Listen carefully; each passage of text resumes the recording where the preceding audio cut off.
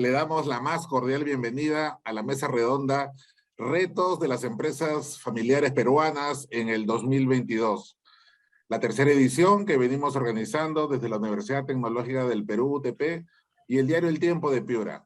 Soy Guillermo del Piélago, director del campus Piura de la UTP, y esta noche tenemos el agrado de contar con un reconocido panel conformado por profesionales con gran trayectoria.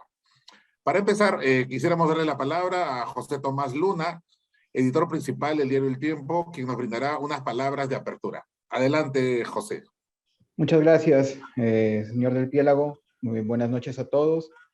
Es muy importante este tema que vamos a tratar porque vivimos justamente en una época de reinvención, de muchos retos, de muchas dificultades que tenemos la obligación de transformar en oportunidades de crecimiento, de desarrollo. Por ello tenemos que manejar todas las herramientas informativas necesarias para cumplir este objetivo.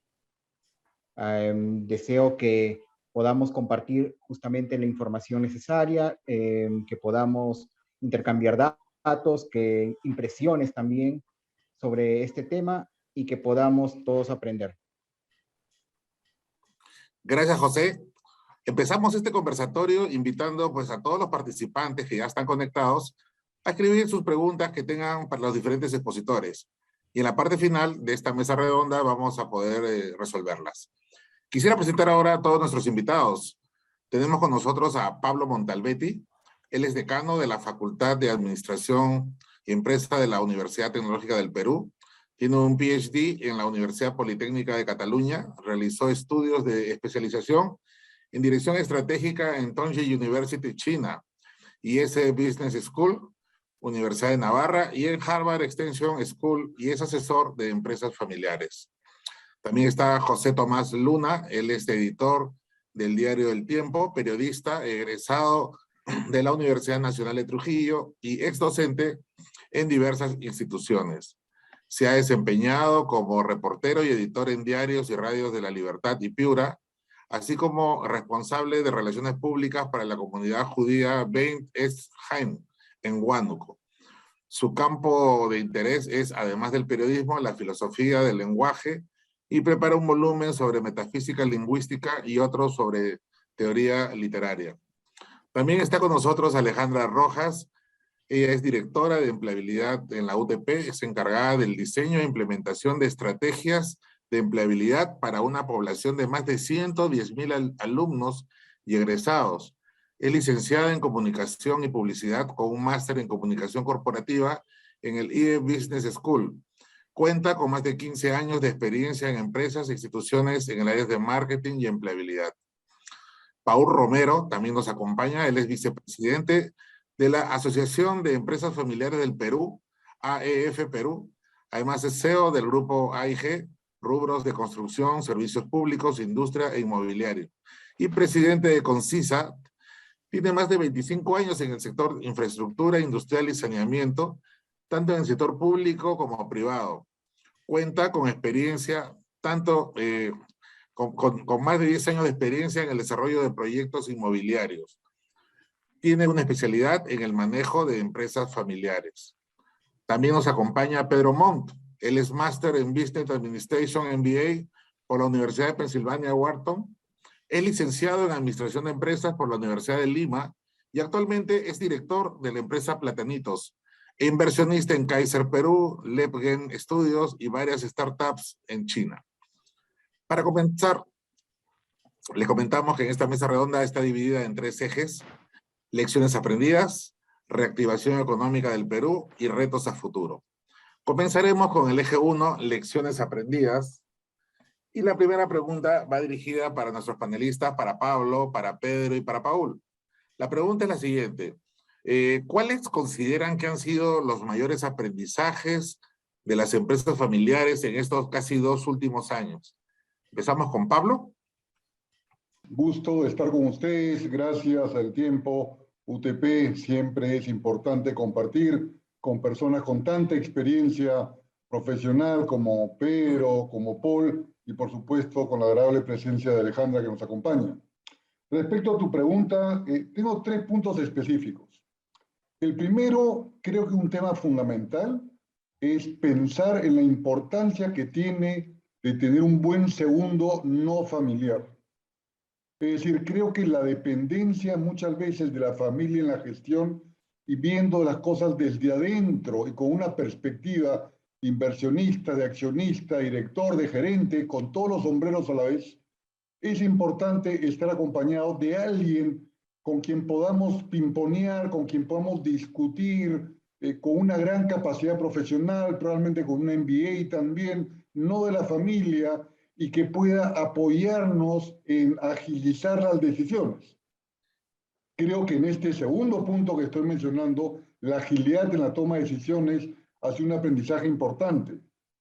Y esa agilidad nos ha llevado, en muchos casos, a prueba y error, es decir, correr el riesgo de implementar cosas rápidas, a pesar que en el camino sabíamos que nos íbamos a encontrar con unas dificultades que teníamos que ir corrigiendo en el camino. Creo que es un tema importante. Y el tercero, en el tema de repensar el negocio.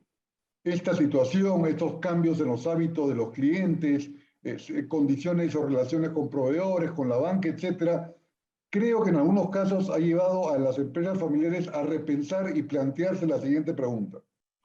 Mi empresa requiere, bajo este nuevo contexto, el equivalente a un lavado de carro, o sea, un cambio simples, un cambio de aceite, cambios intermedios o una bajada de motor.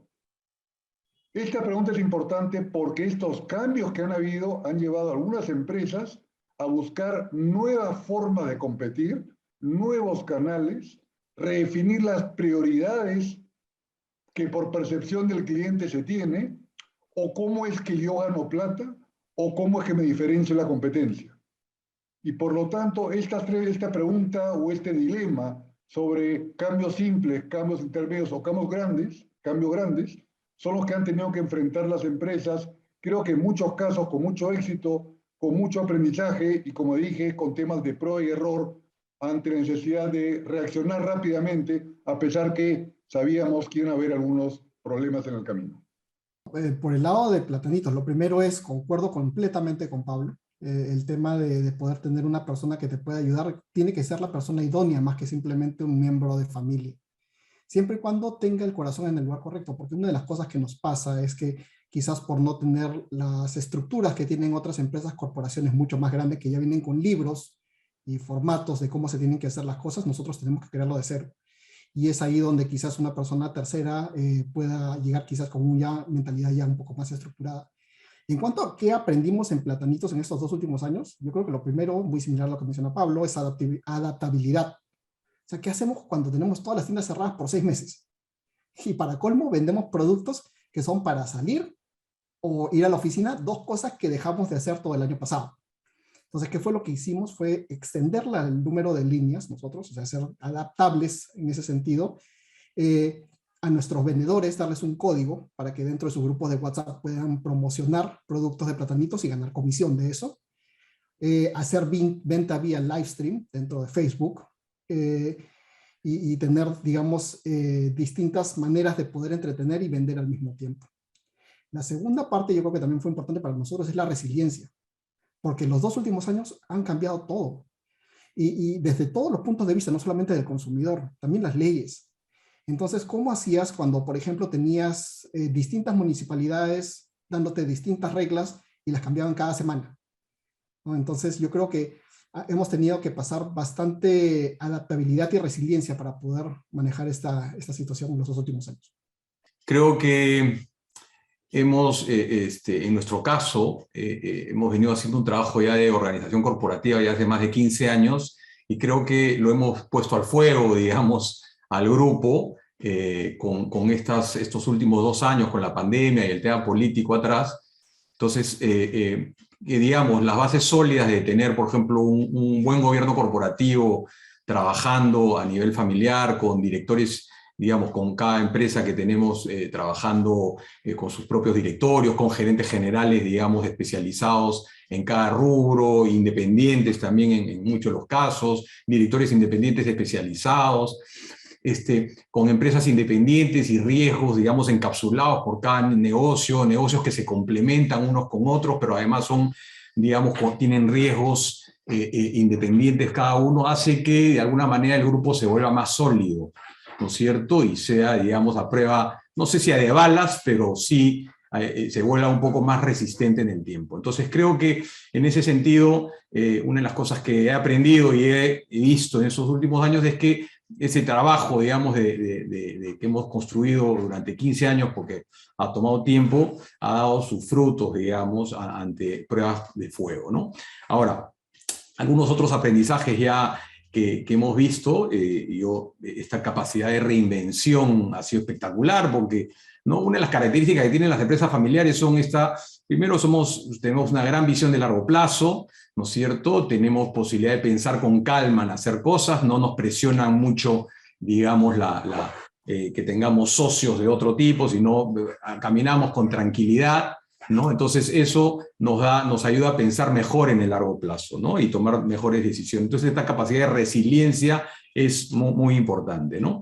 Después, otra de las cosas que he aprendido también en general es que ante esta crisis hemos comenzado a ver cosas que no veíamos antes, como capacidades internas que a veces que las teníamos escondidas y no nos damos ni cuenta que las teníamos, ¿no? Negocios, capacidades, por ejemplo, yo tengo una empresa en el que de repente uno cree que es mucha ingeniería y teníamos capacidades, por ejemplo, y realmente muy de logística interna. Entonces hemos comenzado a ver algunas otras capacidades y comenzarnos a reinventar en esas capacidades para poder entrar a un proceso de diversificación y darle todavía más solidez al grupo, ¿no? Y ver oportunidades donde no las veíamos, ¿no? También nos ha presionado mucho a ver, por ejemplo, otros mercados. Yo he tenido que viajar bastante ahora en los últimos meses, viendo oportunidades en otros países, aprovechando las propias capacidades que teníamos. Entonces, creo que nos está presionando a hacer cosas que, digamos, en otra situación no las hubiéramos hecho, ¿no? Y independiente de que esto pase, yo creo que esas capacidades para reinventarse, para ver nuevas oportunidades, van a quedar dentro del grupo, ¿no? Y lógicamente, el último punto que yo veo es todo el tema tecnológico, ¿no? Para mí ha sido un proceso de aprendizaje. Todo este mismo tema que estamos acá en este momento ha sido un proceso de aprendizaje que la tecnología ha venido para quedarse, ¿no? Entonces, realmente hacer directorios, hacer juntas de accionistas, hacer comités, ¿no?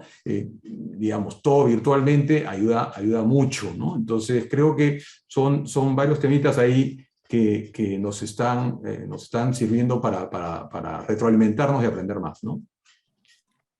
Gracias, Paul. Muchísimas gracias. La segunda pregunta es para José Tomás Luna. La pregunta es la siguiente. ¿Cuán importante es invertir en la acelerada transformación digital de los negocios y cómo las organizaciones familiares se están adaptando a esta realidad? Adelante, José. Muchas gracias. Primero hay que entender que la transformación digital no es un proceso que se circunscribe únicamente al ámbito económico o al ámbito de las empresas, ¿no? Sino que en realidad es un proceso que ha afectado a todas las personas y todas las actividades humanas. Yo creo que es importante en la medida que entendemos primero esto, entendemos esta afectación general de la transformación digital en la vida de todos, y a partir de ahí las empresas, como parte de estas múltiples actividades humanas, tienen la necesidad o la obligación incluso de reorganizar su trabajo, de reorganizar su método de trabajo para hacer mucho más satisfactoria la experiencia del cliente, pero también los procesos productivos de las propias empresas, ¿no? Y hay que apuntar en ese sentido a las ventajas de la transformación digital, ¿no? En un principio la mejora de la productividad, también la reducción de los tiempos, de los costos, ¿no? La mejora en la comunicación interna y externa, ¿no? El aumento de la capacidad de análisis de los datos de todos los departamentos de una empresa, ¿no? Tenemos muchas más ventajas, ¿no? Como la creación incluso de nuevas oportunidades de negocio, ¿no? Justamente una de las características de este proceso es que facilita, la transformación digital, quiero decir, facilita estos procesos de resiliencia que conllevan, por definición, una transformación, una capacidad de readaptación, pero que no es únicamente que no es solamente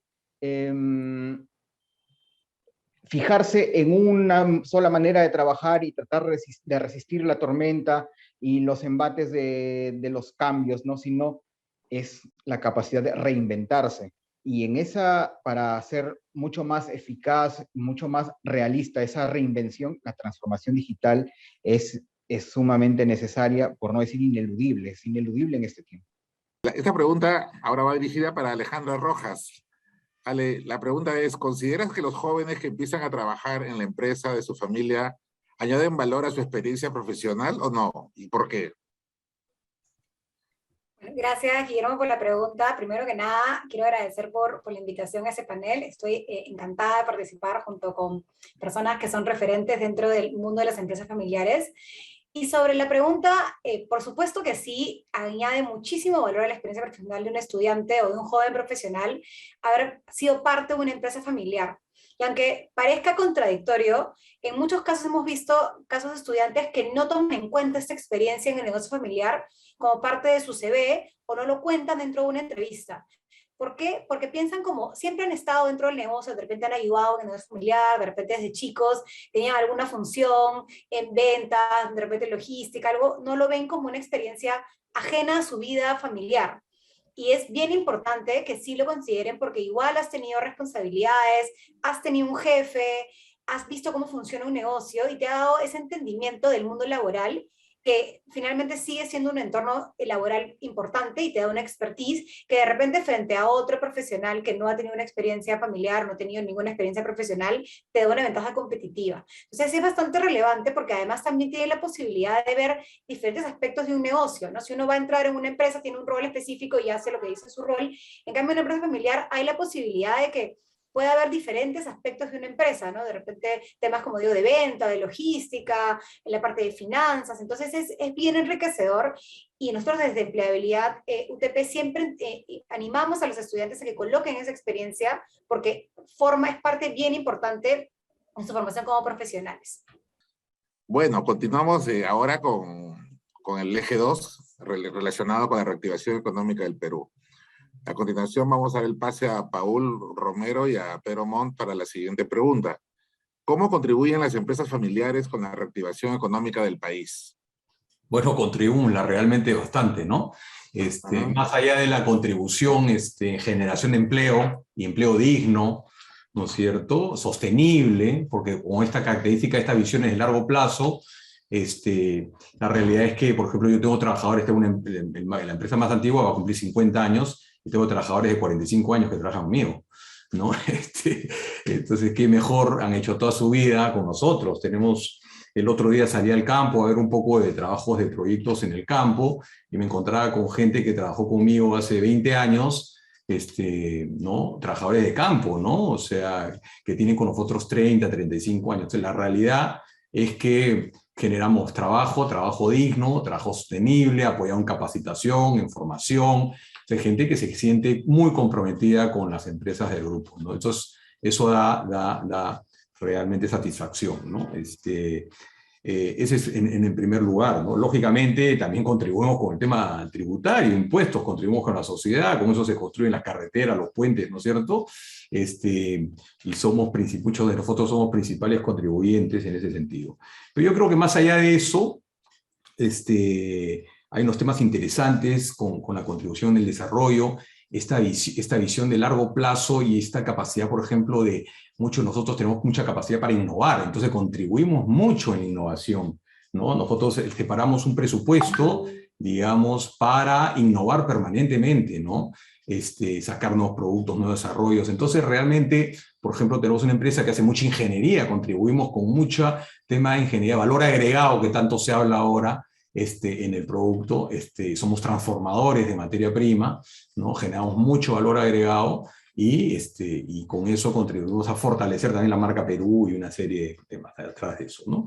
Y al final, y una de las cosas, yo diría, la base de todo eso, contribuimos a la formación en valores de las personas, ¿no? O sea, las empresas familiares realmente tenemos una serie de valores intrínsecos metidos ahí que a veces que no nos damos cuenta que están ahí, ¿no? Valores como la unión, la solidaridad, el esfuerzo, el trabajo, ¿no es cierto?, la templanza, son valores que están muy metidos, digamos, en la vena, en el ADN de las empresas familiares, ¿no? Yo creo que eso realmente es muy difícil que lo veas en cualquier otro tipo de empresa, ¿no? Las características de las empresas familiares hacen que desarrollemos ese tipo de valores, y para mí es un orgullo cuando hablo con la siguiente generación de la familia, que ellos vayan, digamos, interiorizando todos estos valores, poco a poco lo van viendo en los miembros de la familia, ¿no? Yo creo que de alguna manera eso es lo que podemos contribuir, entre otras cosas, con la sociedad, ¿no?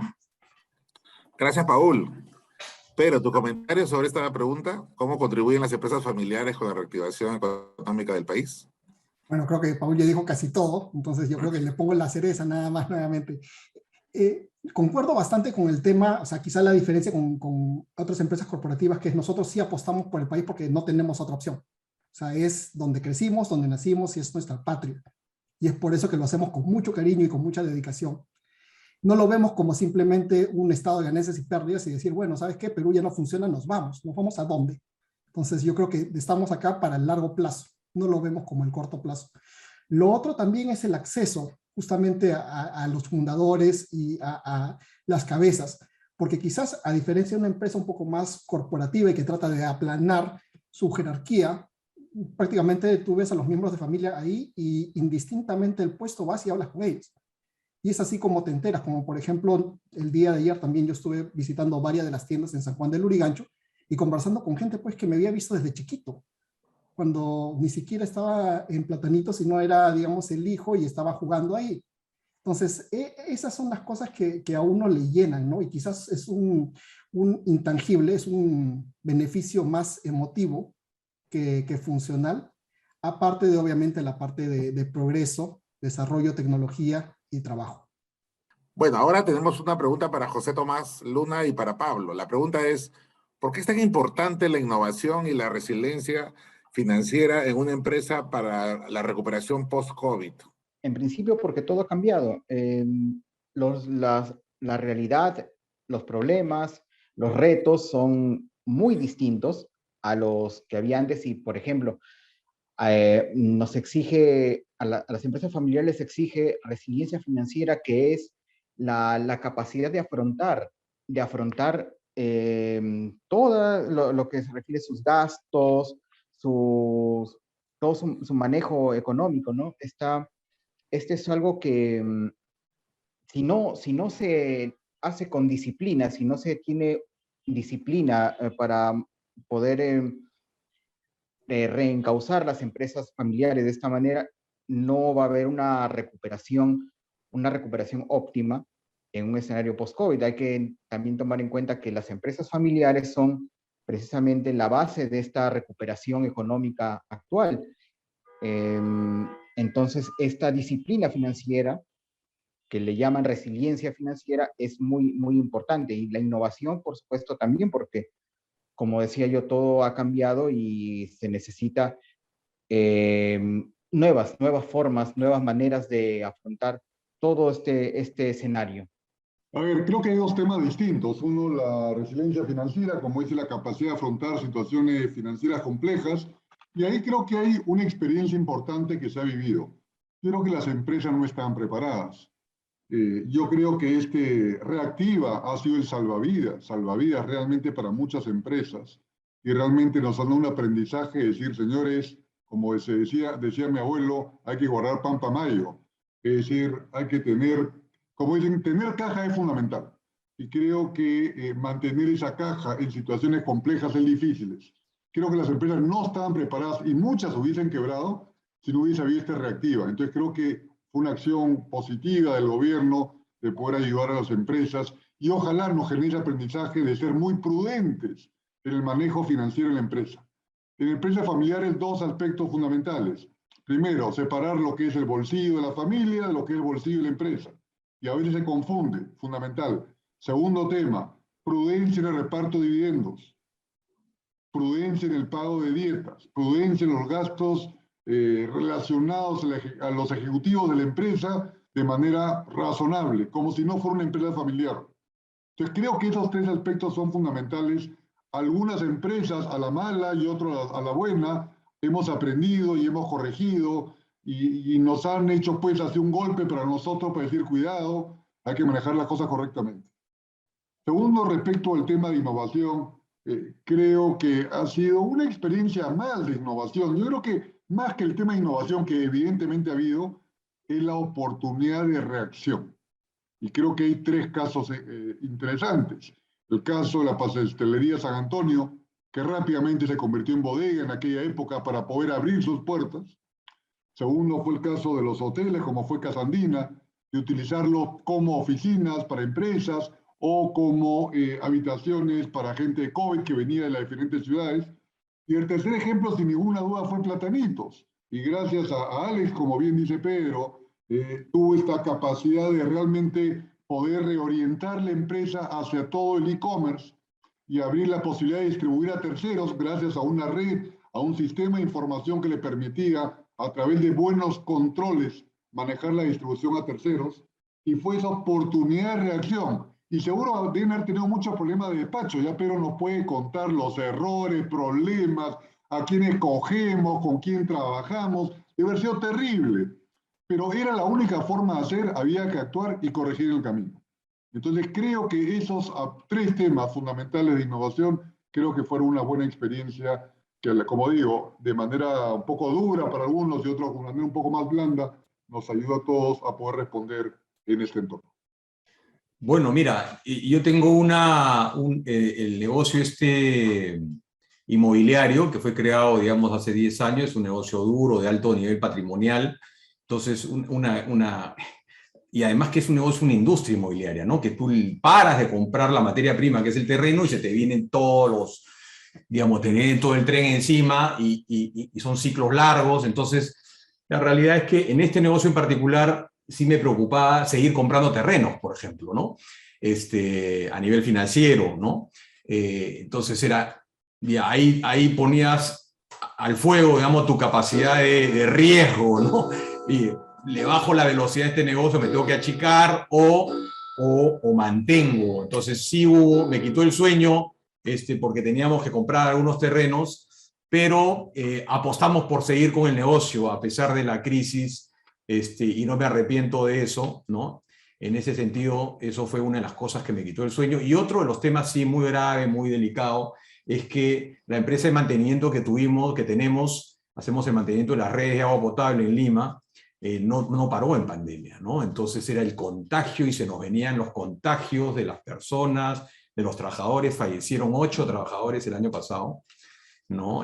Teniendo mucha gente en el campo, y la realidad es y ellos querían salir a trabajar, ¿no? Entonces, eso fue una crisis que hemos tenido realmente muy compleja en la empresa. Era difícil controlar eso por la gran cantidad de gente que teníamos, y el servicio aumentaba porque todo el mundo estaba dentro de sus casas. Entonces el servicio, las emergencias y los problemas seguían. Entonces había mucha gente, nuestros trabajadores trabajando en la calle con contacto directo. Entonces eso sí fue una experiencia triste, complejísima, pero no había mucho que hacer, ¿no? Ese fue el principal tema, ¿no? Y el segundo, te diría, el tema financiero que hemos tenido, económico, ¿no? Bueno, esta pregunta va dirigida para Alejandra. Alejandra, la pregunta es, las empresas familiares generan entre el 60 y el 70% del empleo en el Perú. ¿Qué competencias necesitan los futuros profesionales para contribuir con la competitividad y la continuidad de estas empresas familiares, desde tu punto de vista? Bueno, yo creo que deben tener competencias evidentemente técnicas, competencias blandas, pero yo creo que entre las más importantes que tienen que tener es, para mí, y lo mencionaba, y tomo el ejemplo de Pedro, que él contaba de que su hermano tuvo la idea de hacer platanitos.com en el 2010. Estamos hablando en un tiempo en el que no se hablaba de vender por la web, y menos zapatos, porque los zapatos siempre hay el encima de que probárselos, en fin. Pero yo creo que cualquier profesional que quiere estar en una empresa y destacar y ayudar a que la empresa sea competitiva, tiene que proponer y tiene que tener un espíritu innovador. Porque recordemos que muchas empresas familiares nacieron de esta persona que las inició, que tuvo un espíritu emprendedor, que vio una oportunidad donde no la había, y ha ido desarrollando, generación tras generación, van desarrollando este negocio hasta, en algunos casos, es mucho más grande o mucho más diversificado de lo que empezó. Yo creo que cualquier profesional, y sobre todo si quiere aportar, tiene que tener este espíritu innovador de intraemprendimiento dentro de la compañía, donde que esté dispuesto a proponer, a cuestionar y a traer ideas, y evidentemente, si las va a traer también el plan de implementación, de seguimiento, tener los KPIs claros para saber cuáles van a ser los criterios para definir, eso es una buena idea, continuemos, ¿no? Y creo que también algo que yo sí destacaría, y es algo que yo le recomiendo mucho a los jóvenes profesionales, es que estén dispuestos a aprender. No quedarse con, esta es mi función, yo hago esto de 9 a 6, hago esta actividad, me paro y me voy a mi casa. Porque una empresa familiar creo que incluso es más enriquecedor, porque tienes oportunidad de conocer diversos aspectos del negocio, ¿no? Hablamos de que son empresas no tan jerárquicas, ¿no? El gerente general no está como en una oficina y no lo ves, ¿no? Normalmente está cerca a ti, puedes ver a diferentes partes de personas de la familia, en diferentes roles, y normalmente están cerca a sus equipos. Eso es algo que caracteriza bastante a las empresas familiares. Entonces yo creo que estar dispuesto a aprender, a preguntar, en algunos casos cuestionar también, o simplemente hacer revistas a campo, ver cómo se fabrican las cosas, cómo son los procesos, más allá de si es tu rol exactamente, yo creo que es algo que enriquece mucho porque te permite entender el negocio, te permite entender cómo cada parte de este proceso de producción engranas el producto final. Entonces yo creo que eso enriquece mucho y finalmente te ayuda a entenderlo todo para que luego puedas proponer con claridad, para que luego puedas ver oportunidades donde de repente no se está viendo y aportar para que la empresa tenga un futuro y que pueda seguir por generaciones, ¿no? Así que yo creo que me quedaría con el intraemprendimiento, este espíritu innovador y la disposición a aprender. Bueno, continuamos ahora con el eje 3, los retos a futuro. Y a continuación vamos a dar el pase a Pablo Montalbetti y a Pedro Montt para contestar la siguiente pregunta. La pregunta es, ¿qué nuevos retos creen que tendrán las empresas familiares para el 2022? Adelante, Pablo. A ver, hablo de 3 cosas específicas. La primera es tener claridad sobre cuál va a ser su modelo para el 2022. Es decir, para muchas empresas el 2021 no ha sido tan malo, pero hay mucho temor por mucha incertidumbre en el 2022. Y lo que hablan los expertos es prudencia en las inversiones, ser muy eficientes, pero no dejar de aplicar aquellos proyectos en cartera que probablemente hay que continuarlos y no se pueden parar. Eso por un lado.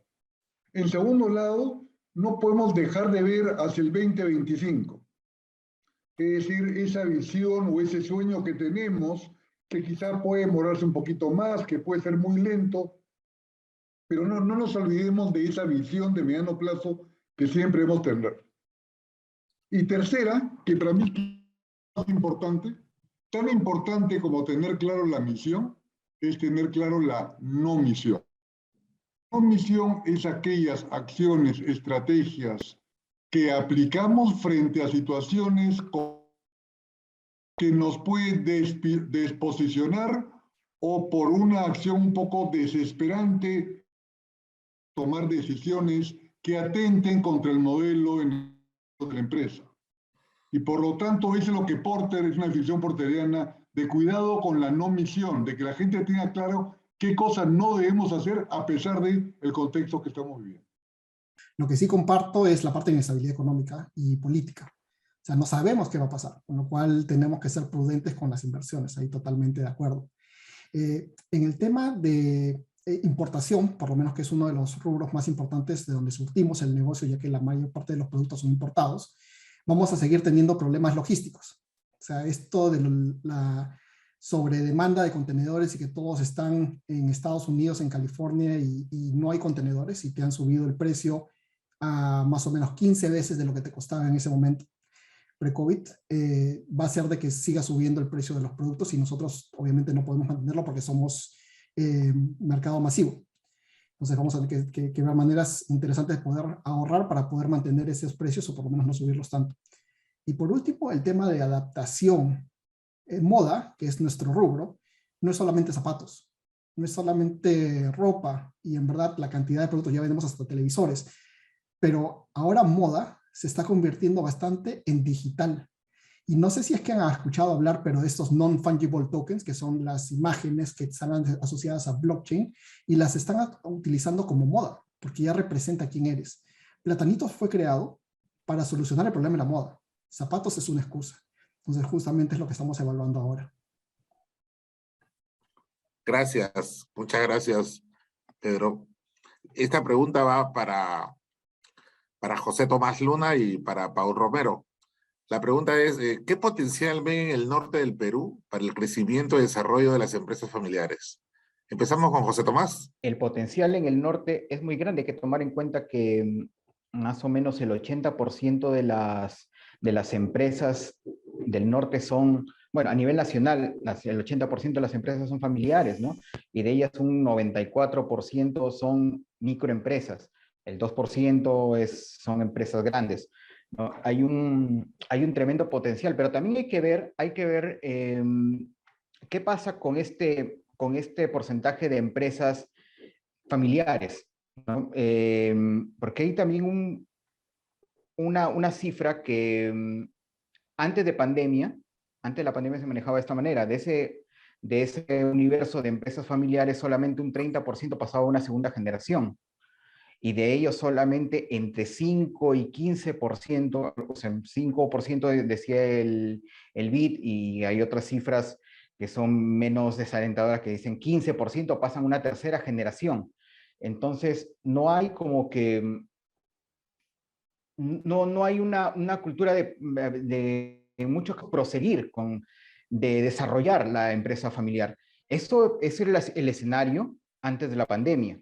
En el escenario actual exige otras cosas. La base de la reconstrucción económica nacional está en las empresas familiares y en estas microempresas, que son la mayoría de ellas, ¿no? Pero que pueden desarrollar, pueden dar trabajo, pueden asegurar ese empleo digno, y que de alguna manera llevarían a corregir esa visión que se tenía antes de que la empresa familiar era en el caso de la microempresa, una economía piltrafuda, que solamente respondía digamos, a necesidades muy puntuales, pero no se veía su potencial mayor.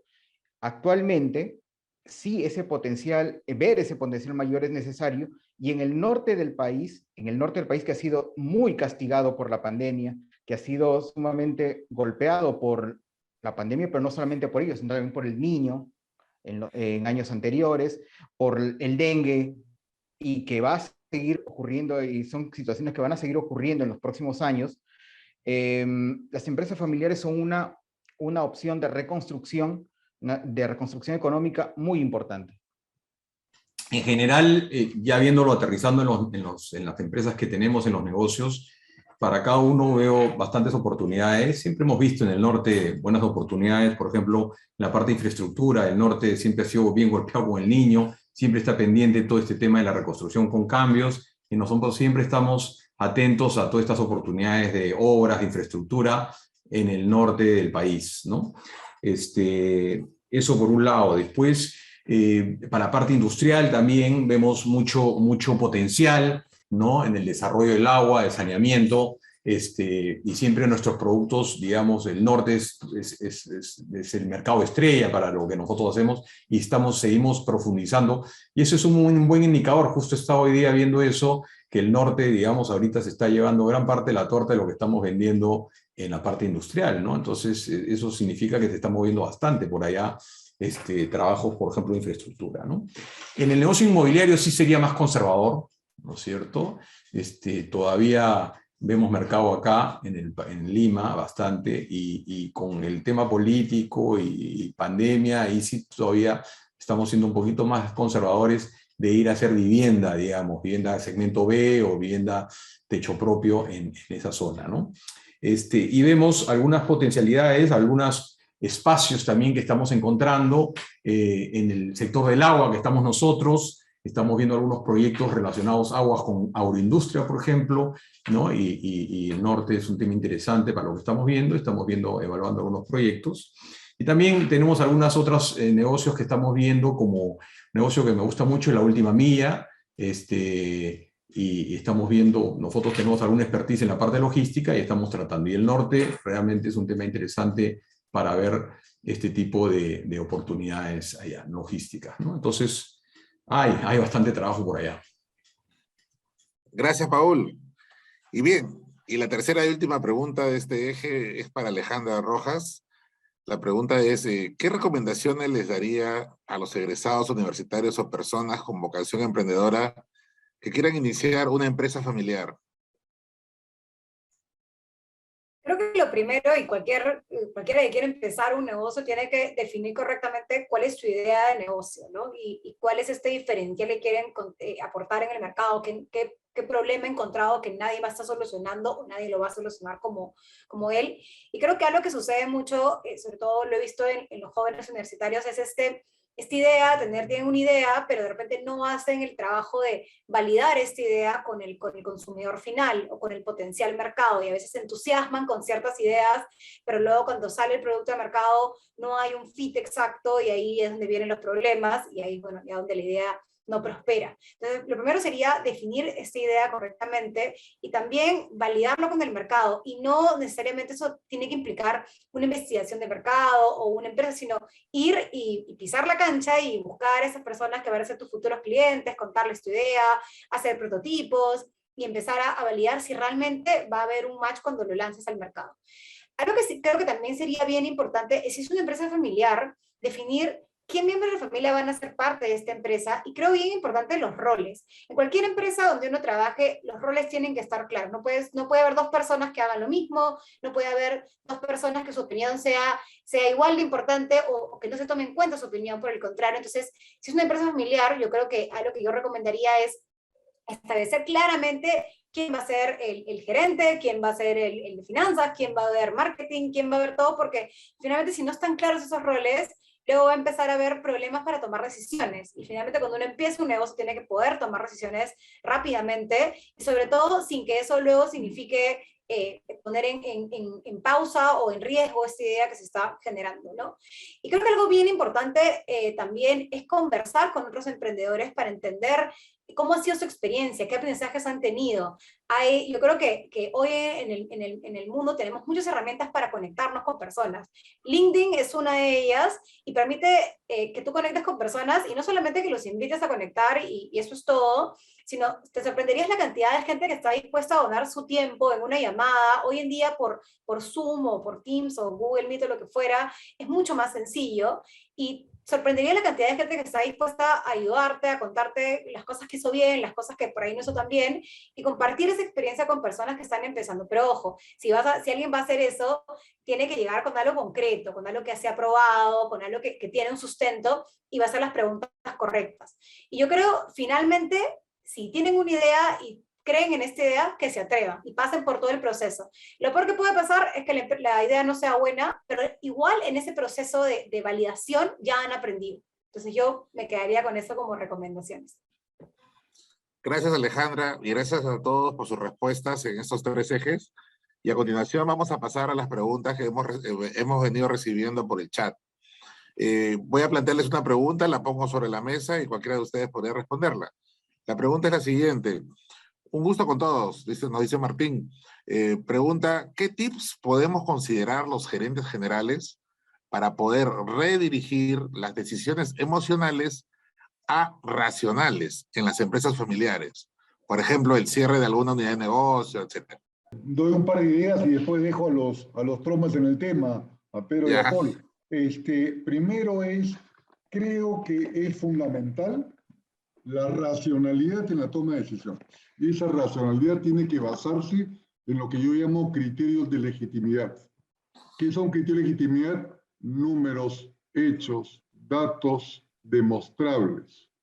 Y a eso le aumentamos la intuición, la experiencia, lo que nosotros querramos.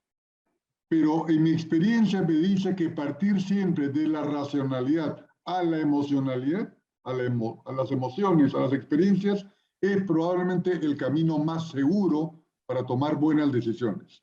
Y creo que lo importante es tener la tranquilidad de la decisión y que ésta ha sido analizada adecuadamente, en el cual hay criterios razonables para poder decidir si cierro o no cierro determinado unidad de negocio, como para poner un ejemplo. Mi madre, que es la fundadora de Platanitos, y Alex son personas muy emocionales, ¿no? Y Alex quizá un poquito más racional, pero mi madre lo ve todo bastante por intuición. Y tengo que aceptar, la mayoría de los casos le acierta.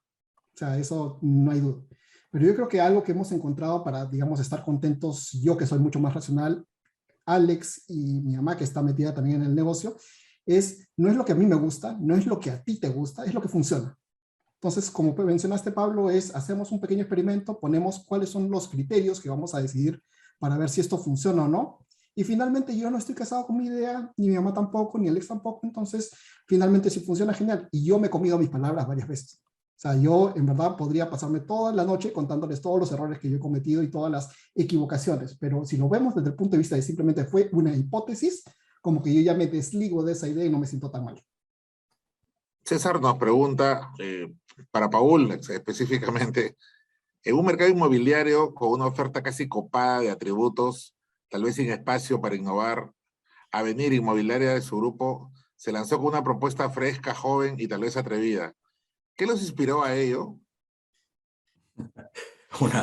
Una bonita pregunta. Pero, bueno, finalmente, a ver, este es un negocio nuevo. Cuando lo creé, yo quise crear justamente una empresa así, ¿no? Porque veníamos de un negocio, de una empresa muy tradicional, escuela antigua, un negocio B2B, B2G, negocio duro, ¿no? Entonces el negocio inmobiliario es un negocio B2C, ¿no es cierto? Donde la creatividad vuela. Entonces aposté por un grupo joven, gente joven, primero por ahí, ¿no? La gerente general, no, digamos, cuando inició la empresa tenía 29 años, ¿no? Y la hemos ido formando, ahora ya ha pasado 10 años. Entonces, es un poco el espíritu que se le transmitió, ¿no? Transmitir un espíritu de gente joven. Después, una característica que tengo yo de empodero a la gente, no estoy detrás del día a día, me gusta más ver, digamos, la parte macro y ver un poco más la parte estratégica y dejar a la gente trabajar, ¿no? Y que tengan independencia, definimos ciertas políticas y trabajan. Entonces, la realidad es que digamos, todo este grupo, digamos, este conjunto de decisiones hace que la empresa solita, digamos, vaya adecuándose al mercado, y estos chicos han creado eso es una creación de ellos, ¿no? De los chicos del grupo, ¿no? Y lo felicito y me gusta mucho la dinámica y que se ha generado con esa empresa, pero la realidad es que es una creación de este grupo de gente joven con una buena dirección y un buen seguimiento, ¿no?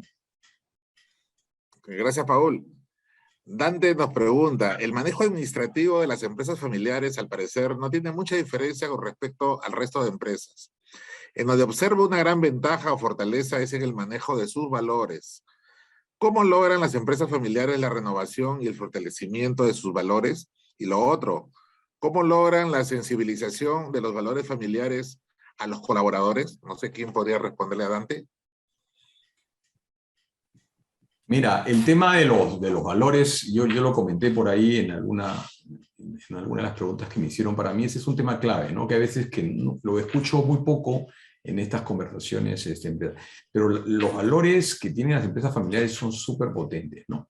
Entonces, y se van transfiriendo de generación en generación, no solamente dentro de la familia, sino uno lo ve en el ADN también de los propios trabajadores, ¿no? Una empresa innovadora, es innovadora, digamos, en todo nivel, ¿no? Entonces van quedando estos valores que no es que te sientes y les tengas que expresar. Uno predica con el ejemplo, ¿no es cierto?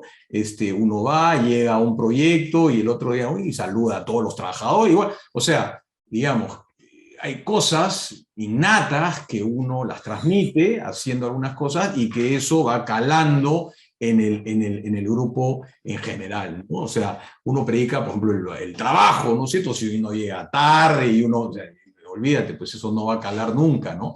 Entonces, creo que los valores van predicando desde arriba, desde los dueños, los directores, y va bajando hacia la gente, y eso lo va a ir viendo uno parte de la cultura empresarial, ¿no? Lo va viendo dentro de las propias empresas, ¿no? Guillermo, si me permites una Sí, pequeña anécdota. Me acuerdo que dale, una vez dale. fue un curso a China, a la Universidad de Tongji, y estábamos en el bus con el guía, que era un chino, pero hablaba español, y de repente en el bus que íbamos, el chofer se pasó la luz roja. Como éramos peruanos, dijimos seguro que el chofer es peruano. Mira qué mal pensamos, ¿no? Y obviamente no era peruano. Y lo segundo que pensamos fue, no pasa nada. Claro, como no nos vieron, no pasa nada, seguimos adelante. Y el guía nos dijo, están equivocados, no se preocupen, que después de dejarlos a ustedes, yo voy a acompañar al chofer a la comisaría con el nombre equivalente en China para decirles que en tal esquina con tal esquina el chofer va a decir que se distrajo y se pasó la luz roja y que por favor le pongan la sanción que le correspondía. Y lo que nos dijo fue, nuestro aprendizaje es que la conciencia está mucho antes que la ley. Y me gustó mucho esa frase. Creo que el hecho, independientemente del tema de valores, va mucho más allá de si nos vieron o no nos vieron, o si la SUNAT nos ampalló o no nos ampalló, o nos libramos o no libramos, sino que hay que actuar a conciencia mucho antes de lo que realmente las exigencias normativas nos exigen. Es un tema de conciencia y creo que eso se trabaja y se transmite mucho en empresas familiares. Tenemos una pregunta para José Tomás. Nos pregunta, Diario El Tiempo es una empresa familiar, ¿no? ¿Qué oportunidades de crecimiento en su vida profesional le ha brindado trabajar en esta empresa y cómo contribuye al desarrollo de Piura? Bueno, las empresas, como el Diario El Tiempo, las empresas periodísticas contribuyen al crecimiento desde una perspectiva más espiritual, más de conciencia, ¿no? Porque la información lo que hace es producir mejores ciudadanos, ciudadanos más responsables, que puedan tomar mejores decisiones. En ese sentido, sí hay una mística que, por ejemplo, se ha trasladado desde lo familiar hacia los lectores. Nosotros cuando producimos el diario, no solamente estamos produciendo noticias a secas, sino estamos de alguna manera replicando esa mística que legaron los fundadores de esta empresa, que nos enseñaron a nosotros cuando llegamos a esta empresa y que de alguna manera nosotros perpetuamos llevándola a los lectores, no solamente con información a secas, como decía, sino con una perspectiva de información, ¿no? Que eso es lo que es nuestro distintivo como diario y como empresa familiar. Lo que, por ejemplo, yo he podido ver como experiencia personal, lo que a mí me ha dado el tiempo como oportunidad de crecimiento, es la de comprender mucho más los procesos periodísticos. Cuando yo llegué al Tiempo, llegué como editor, entonces como que no seguí esa historia de ascensos, ¿no? Que sí he visto, por ejemplo, en otros redactores aquí. Pero lo que sí he podido comprender es mucho más los procesos periodísticos de Piura, por ejemplo, en concreto, y comprometerme más con una ideología familiar que de alguna manera impregna la información que brindamos. Gracias, José. Hay una pregunta que es bien reiterativa y, bueno, prácticamente la voy a resumir en una sola, porque la están haciendo varias personas. Está relacionada con el tema de la sucesión, ¿no? Nos preguntan cómo están manejando, cómo se debe manejar el tema de los planes de sucesión. Puede averiguar que es una debilidad en alguna de las empresas familiares. Sobre ese tema, no sé quién podría comentar. A ver, ese es un tema bien bonito. Es un tema complejo, bonito, pero yo, digamos, ya con la experiencia que tengo ahí viendo tantos los años de empresas a la sucesión, se da a varios niveles, ¿no es cierto? En nuestro caso, por ejemplo, el hecho de haber empoderado a gerentes generales independientes ya se nos vuelve un problema también la sucesión de los propios gerentes generales en las empresas, ¿no? Que no forman parte de la familia, pero son profesionales independientes que también van generando todo un know-how, un conocimiento que se hace difícil, digamos, preparar a gente siguiente. Entonces, no solamente ahí, sino como tenemos empresas de ingeniería, también la sucesión de algunos profesionales que tienen mucho conocimiento, ¿no? Entonces, ese es un tema que lo tenemos recurrente en todas las empresas, y una solución que estamos haciendo, y lo estoy manejando, es a través del directorio, con los directores, o sea, uno de los mandatos de los directores independientes, ¿no?, externos independientes, es que apoyen justamente, presidan este comité de sucesión, donde me ayudan a ir viendo la sucesión, no solamente de gente general, sino de los puestos claves de las empresas. Entonces, ese es un primer nivel de sucesión. Otro segundo nivel de sucesión en los propios directorios, ¿no? Hay que aprender a buscar directores independientes que se adecúen a la etapa correcta de las empresas, ¿no? No significa que sean malos o buenos directores, sino de repente hay que ir buscando y teniendo una buena lectura de las empresas, en qué momento están para que estos directores independientes aporten en ese momento adecuado. La presidencia de los directorios también es importante, ir buscando la sucesión. Y otro nivel importante, digamos, que tenemos ya es en parte de la familia. Por ejemplo, mi propia sucesión, ¿no es cierto? Como líder, digamos, y como encabezar todo el grupo. Entonces, ya lo venimos trabajando también. ¿Qué pasa, ¿no es cierto?, en mi caso, para ver cómo hacemos mi sucesión. Entonces, la sucesión se da en varios niveles, y no solamente es un tema de sucesión de la familia, sino hay varios niveles de sucesión que hay que trabajarlo, ¿no? Y tenemos también, para terminar, una pregunta para Alejandra, que nos hace un participante. Nos dice, ¿cómo las empresas familiares pueden atraer al talento joven y que las nuevas generaciones se vinculen con los valores familiares? La preocupación por los temas sociales, ambientales y de sostenibilidad, ¿son importantes para los jóvenes egresados que entran a empresas familiares? Bueno, ahí definitivamente sí, porque las nuevas generaciones, a diferencia de repente de nosotros, o generaciones un poco más antiguas, sí tienen muy claro que quieren trabajar en empresas donde sientan que sus valores o las cosas en las que ellos creen se vean reflejadas. Y creo que la ventaja diferencial que pueden tener las empresas familiares es que pueden transmitir estos valores, porque finalmente es como una familia que te cuenta en qué cree, qué los ha guiado por diferentes años. Entonces yo creo que ahí hay una ventaja competitiva para atraer el talento. Y además creo que cuando los jóvenes se identifican con una causa o les parece relevante lo que se está haciendo, les parece que la empresa está comprometida con ciertas comunidades, con ciertos aspectos de mejora en el país, ellos no solamente van a donar su tiempo, su esfuerzo, su trabajo, sino que se van a comprometer muchísimo más porque son cosas en las que ellos creen. Entonces no va a ser como un trabajo nada más, sino va a ser algo en lo que se sienten identificados. Y yo creo que las empresas familiares sí tienen una ventaja porque han nacido de estos valores y seguramente, como han venido contando en este conversatorio, los valores son lo que distingue a la empresa y que finalmente son lo que los ha ido llevando por este camino de éxito. Y creo que otro espacio que también podría ser para atraer el talento es que son empresas que por su propia naturaleza no son tan jerárquicas. Y yo creo que hoy los jóvenes están un poco más dispuestos a meterse a la cancha y aprender, y de repente no tener que pasar por todo este proceso que de repente hemos pasado nosotros, de tú eres un analista y eso es lo que vas a hacer por unos años hasta que subas a un siguiente rol, sino les interesa poder intercambiar ideas a todo nivel. Y yo creo que una empresa familiar lo puede ofrecer y creo que lo incentiva, es más. Gracias, Alejandra, y gracias a todos. Para terminar, queremos darle un espacio a cada uno para sus palabras finales y su despedida. ¿Podemos empezar con Pedro? Claro, primero muchísimas gracias a todos. Yo creo que las empresas familiares son empresas y además están manejadas por familia. Tienen sus cosas buenas tanto como sus cosas malas. Hay que saber simplemente adaptarlas. Al final es una bonita experiencia si tienen la oportunidad de trabajar en una empresa familiar. Sin embargo, tener los dos puntos de vista, una empresa corporativa y familiar, incluso podría ser hasta más enriquecedor.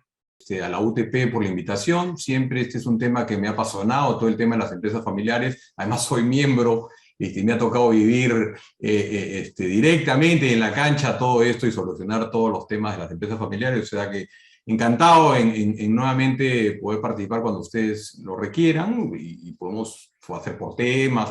La realidad es que es un tema muy rico.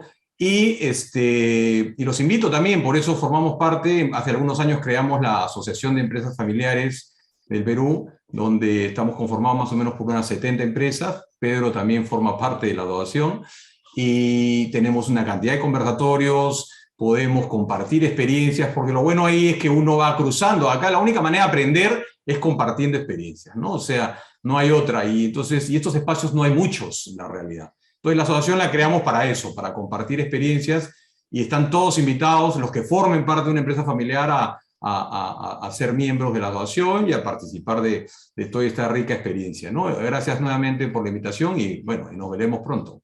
Ha sido un panel, la verdad que muy enriquecedora, se han compartido muchas ideas, y yo creo que a todos los jóvenes que están siendo parte de este panel y que nos han escuchado en esta hora y algo más que hemos estado conversando, mi consejo sería que si tienen una empresa o una idea de una empresa o tienen este deseo de hacer una empresa, que se lancen, porque yo creo que hoy en día el mercado es mucho más receptivo a oportunidades nuevas. Hemos visto cómo desde la pandemia ha cambiado muchas cosas en las que pensábamos, en cómo se podía comprar, cómo se podían hacer muchas actividades que antes pensábamos que no las podíamos hacer de una manera, y yo creo que siempre el mercado va a necesitar esta gente que trae ideas disruptivas, que trae ideas innovadoras, y qué mejor que hacerlo en compañía de familia, ¿no? Que finalmente puede ser el soporte que haga que esa idea que tienes llegue a ser algo muy grande. Así que yo les dejaría eso como inspiración. Y bueno, acá hay varios casos de éxito, así que tienen varios para mirar y seguirlos como inspiración. Primero, el agradecimiento a nuestros invitados, a Pedro y a Paul, dos grandes empresarios, dos grandes empresas familiares, y que realmente admiramos y agradecemos por esa iniciativa, desarrollar e invertir en el Perú, darle empleo a muchos peruanos en situaciones difíciles y complejas, y mantenerlos, creo que es un gran ejemplo para todos. Gracias, Guillermo, en nombre de la UTP Piura. Gracias, José Luna, por el tiempo de permitirnos este conversatorio. Tenemos una frase en la UTP que es UTP Inspira, y creo que este tipo de conversaciones con distintos perfiles nos ayuda y ayuda a nuestros queridos alumnos, padres, alumnos y comunidad en general, de poder reflexionar sobre temas tan importantes en contextos tan difíciles como los que estamos viviendo. Quiero terminar nomás diciendo la importancia que tiene el desarrollo de las empresas familiares en el Perú y en el mundo en general.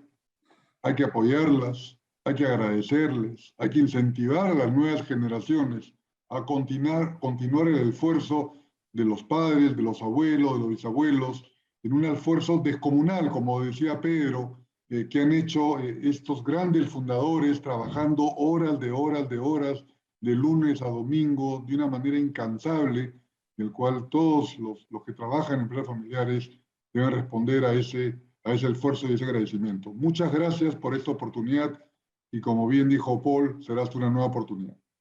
Gracias, Pablo, por tu participación. Y le damos pase a José Luna, en representación del diario El Tiempo, que ha sido el organizador. Hemos sido socios en esta mesa redonda que culminan este ciclo este año, así que han sido todas muy exitosas, y le damos pase a José para la clausura del evento. Yo quisiera agradecer a todos los participantes y a todas las personas que se han unido a este conversatorio. En lo personal, he aprendido mucho esta noche de experiencias concretas y el aporte teórico también que se nos ha ofrecido. Yo estoy muy agradecido y creo que experiencias como esta deben continuar, deben seguirse desarrollando para que podamos no solamente compartir datos, sino también crecer juntos. Eso creo que es lo más importante. Muchas gracias, José Tomás, y un especial agradecimiento a cada uno de los panelistas por su tiempo y explicaciones. Hoy ya se ha aprendido mucho, como ustedes han dicho, así como a todas las personas que han estado participando activamente en este evento virtual organizado por la UTP de Piura, UTP y El Tiempo, el diario El Tiempo. Gracias y hasta una próxima oportunidad. Muy buenas noches con todos. Hasta la vista.